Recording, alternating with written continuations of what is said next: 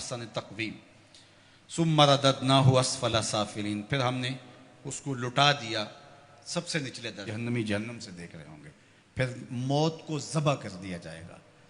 حدیث پاک میں آتا ہے جنتی اتنے خوش ہوں گے، اگر موت کو موت نہ آئی ہوتی تو یہ خوشی سے مر جاتے، اور جہنمی اتنے مایوس اور دکھی ہوں گے، اگر موت کو موت نہ آئی ہوتی تو یہ دکھ سے مر جاتے۔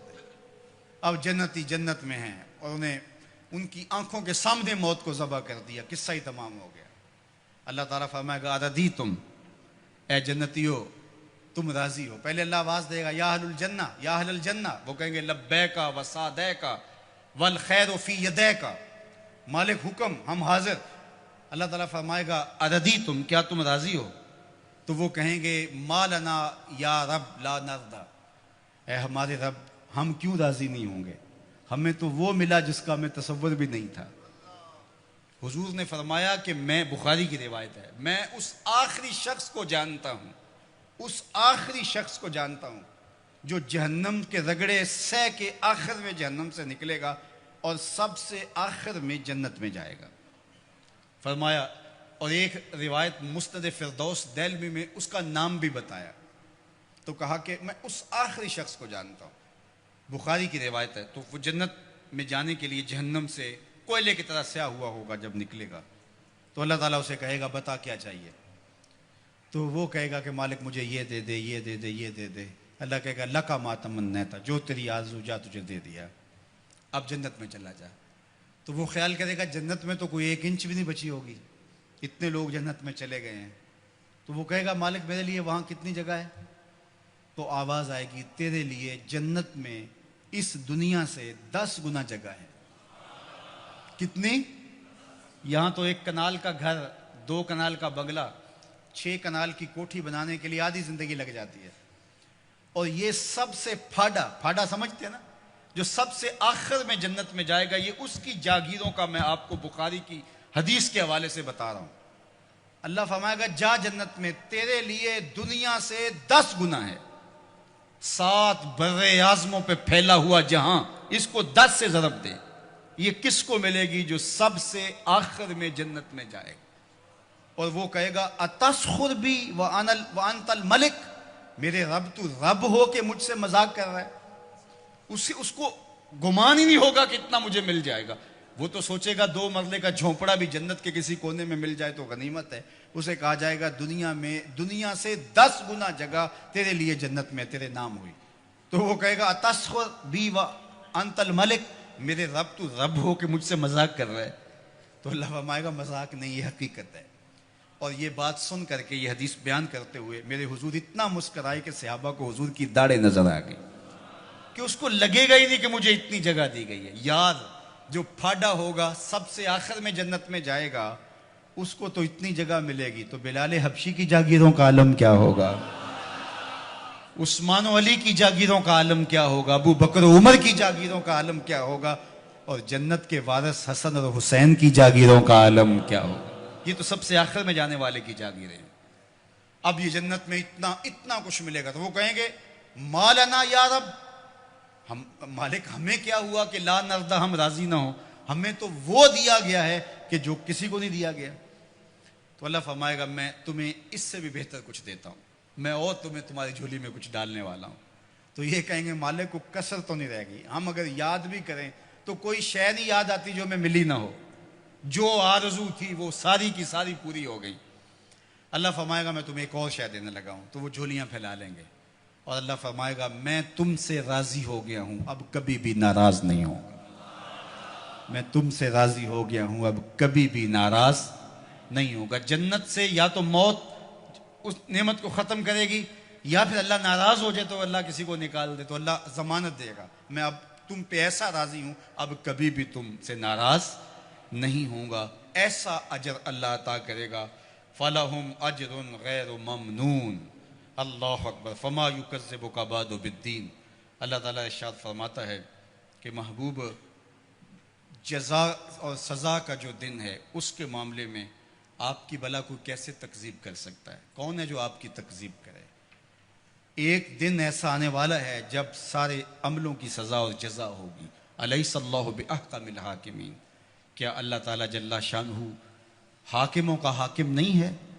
دنیا کا چھوٹا سا نظم بھی کہیں ہو تو وہاں بھی جزا و سزا کا تصور ہوتا ہے، اور جو ہے وہ ایسا نہیں ہوتا کہ وہ جزا و سزا کے بغیر ہو. لیکن اس پوری کائنات کا نظم کیا جزا و سزا کے بغیر ہوگا؟ کیا وہ احکم الحاکمین نہیں ہے؟ کیا لوگ اس کی گرفت سے باہر ہیں؟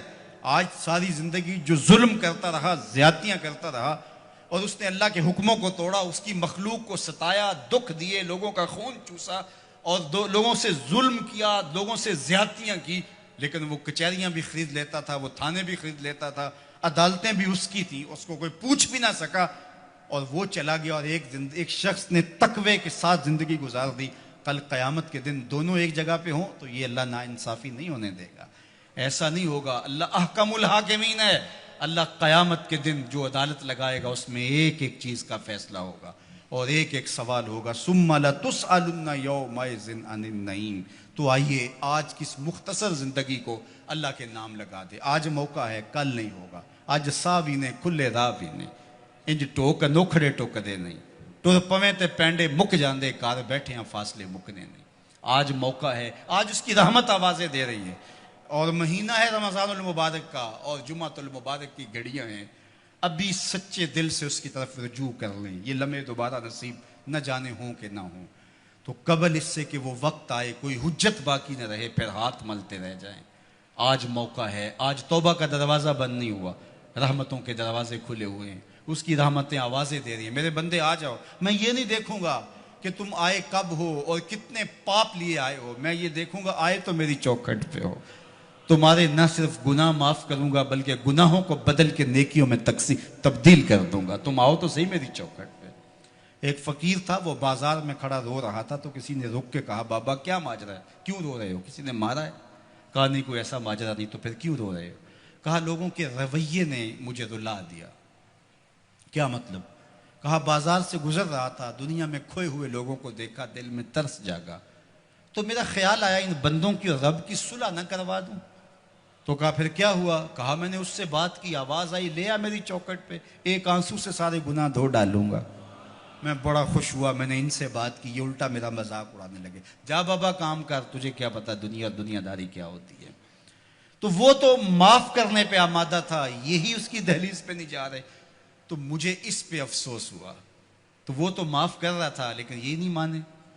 خیر اگلے دن وہی فقیر قبرستان میں کھڑا رو رہا تھا، وہی شخص دوبارہ گزرا تو پھر رک گیا. کہا بابا بازاروں میں بھی روتا ہے، قبرستانوں میں بھی روتا ہے، آج کیا ماجرا ہے؟ کہا کہانی کل والی ہے.